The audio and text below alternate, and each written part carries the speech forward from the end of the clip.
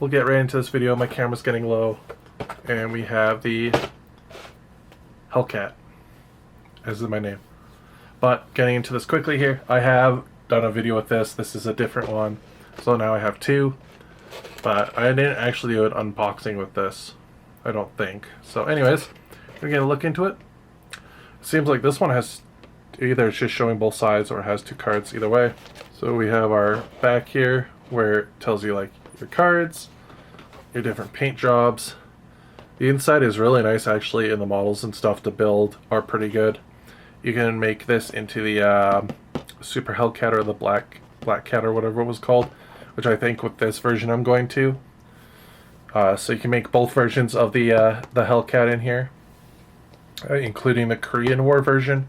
So there you go. You can do your early war version, which has no gun brake, or you can do your late war with the gun brake. I think I'm gonna, so it's like early version of it, mid version of it, which they have the most of, and then later, late end / your Korean War version. I think I'm gonna build the early version without the gun brake because I have the one with the gun brake. So, yep, video doesn't die because I recorded all day with this camera, and it's a bitch to recharge. Anyways, so going on here, we have our guidebook, which you can kind of see has the different paint guides for the years, your information about the time periods, and your how to build, which is actually really nicely detailed and is actually going to need, because there's the different versions. It's an artillery thing, so you get your artillery, you know, ad. You get your card with your different transfers, and this is a different transfer. Late war, so if you want to do mid-war, so like when the Americans first came in Italy, you're going to run the M10. But you have your card. You have your card here, so you're starting at about 124 points in experience to about 186 veteran. American only, because everyone else had the M10 and the Achilles version. So it's basically just the M10 but upgunned with this gun. It's a heavy anti-tank gun, and it's open top, and it has the option to give it recce. We're going to get into the... So here we go. We have our first sprue here. Again, it is artillery quality plastic. Though it is older, it is still good. It's going to be a little bit more in depth to build than the Sherman, but it's definitely worth it. It's in depth but not hard. Again, all the tracks are kind of laid out how they're going to be together. Same with your wheels, your road wheels. You have your turret and stuff with your ring, which you could probably build this turret, paint this turret on the sprue. And then we have the busy work, which is your hull, bottom, your crew, your gun interior stuff. I recommend building the turret only in half, so that way you can get inside and actually paint. And then of course you have your different gun barrels from all the different versions. Long barrel, small barrel, so if you want to build like the alternate country version stuff, long barrel stuff, there, who you what nows, and your interior. And as we look in here, we zoom, you can see the gun breech and stuff. This is the same gun breech no matter what one you have. There's your shield and stuff, bags for the side, all your other stuff, your hull, your interior, your different mantles, so if you want to go up and down, or your, you know, one with the cape with the paper. I think I used this one last one, but I like this one.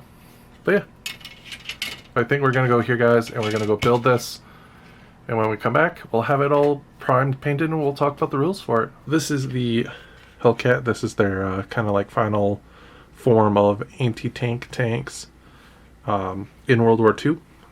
Later on they started making basically MBTs, or main battle tanks, that can kind of be a hybrid of both. So the tank destroyer role kind of got replaced. Though in Korea and I think Vietnam, they still had like Jeeps and stuff with like super bazookas on it and things like that. But anyways, here it is. This has the early form of its barrel on. That's why you see no muzzle brake. And then we have, as you can see, the top there, the back, the interior, which I'm going to go in with the airbrush in prime white because that's what they had for the interior. Then the most intriguing part about this, the turret itself, which I've thrown a bunch of stuff on. Interior, which has your, your breech. You have your commander dude. If you built it right, there's a dude that can sit down there. That's a loader. And there's a radio that would go inside there. If you built it without the cloth cover, which they have one for the later version / like your Battle of the Bulge version, because I think that's where they first debuted. This barrel can go up and down. If not, it's fully stationary, which I glued mine to be stationary because it was a pain. And storage trays, racks for personal gear, more personal gear. Kind of look like these guys have been relaxing and waiting for the orders to move out for a while. Some special rules for it. Again, we'll have a card up at the front here, if I remember. If not, it is a open-topped recce anti-tank vehicle. So this does take the armored tank slot.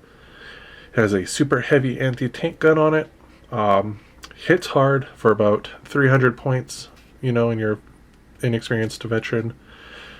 Does not benefit from gyro stabilizers if veteran, I believe.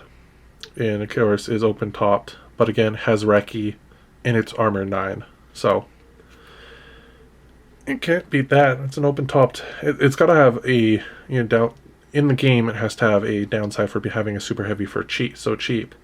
But in real life, having that open topped was actually a saving grace for it because one, it's like a 17-pounder in there, especially if you get the British ones.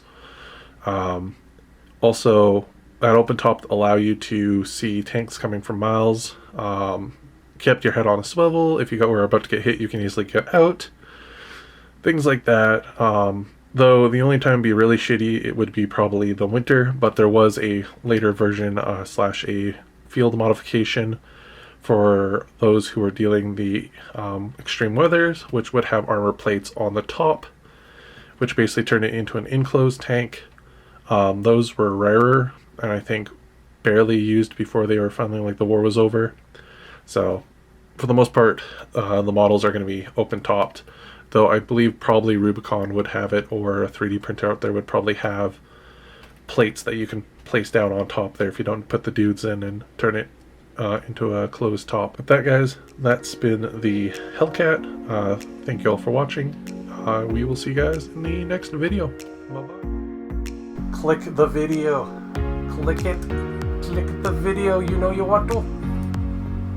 Click it.